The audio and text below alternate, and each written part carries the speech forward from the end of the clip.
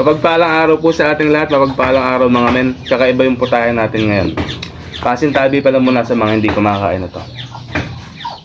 Salagubang, adobong salagubang mga men. Try natin. Ito mga men, yung niluluto ko na to, yung salagubang na to, hindi pinapansin sa ibang lugar. Pero dito sa amin, pinagkakaguluhan to.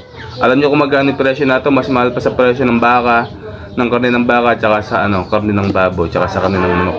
Dati nung una-una pumapatak ng 1,200 per kilo na to. Ito mga men, matik na to.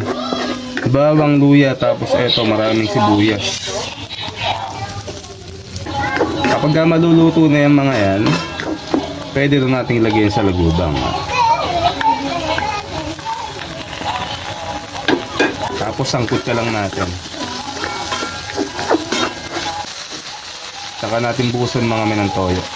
Soy sauce.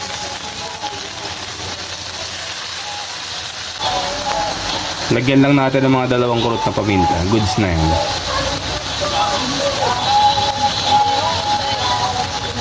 Tapos magic sarap, pampalasa. Yun.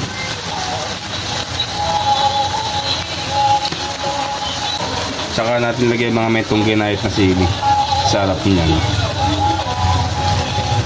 Pinaghahalo yung alat, anghang, tsaka yung asin na yung the best dyan. The best yan, hindi lang pang ulam mga men, pang pulutan pa. Sarap na to, grabe, kakaiba to. Kakaiba, hindi pinapansin to, pero dito sa amin, pinagkakaguluhan to. Saka natin mga men bubuhusan ng suka. Whoops, yeah. Medium heat lang para hindi masunog yung ilalim niya. Mga ano pa, mga 2 to 5 minutes. Ito na mga men, after 5 minutes, luto na yung ating adobong salagubang. Ayan, oh. Sarap. Syempre, hindi tayo papayag mga men na hindi matikman yan.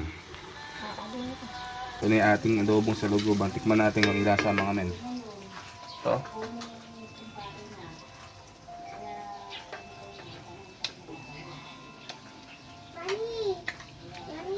Panalo. Ganyan, sinam. Sarap.